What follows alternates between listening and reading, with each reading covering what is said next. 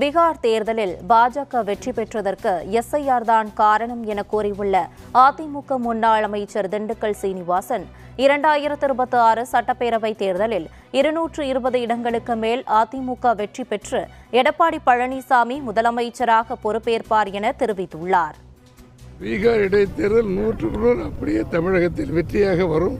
220 இடங்களுக்கு மேல் அனைத்து இந்திய அண்ணா அதிமுக வெற்றி பெற்று ஒப்புரவற்ற தலைவர் மாண்புமிகு எடப்பாடியார் அவர்கள் இந்த தமிழ்நாட்டினுடைய முதலமைச்சராக 26 வருவார், நிதிஷ்குமாரை போல. இது எஸ்ஐஆர் எதிர்க்க வேண்டிய ஒன்றுமே இல்லை தம்பி. வருஷம் 5 வருஷம் 10 வருஷத்துக்கு ஒரு தடவை நடக்கிறது. காங்கிரஸ் ஆட்சி நடந்துச்சு, இது என்னன்னே தெரியல. இதில் எந்தவித பாதிப்பில் ஏன் திமுக நடக்கிறாங்க, ஸ்டாலின் நடக்கிறாரு என்னன்னு தெரியல.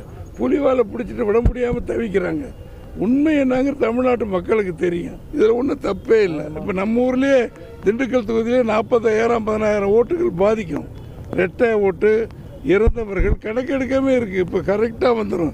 பீகாரின் வெற்றிக்கு காரணமே எஸ்ஐஆர் தான்.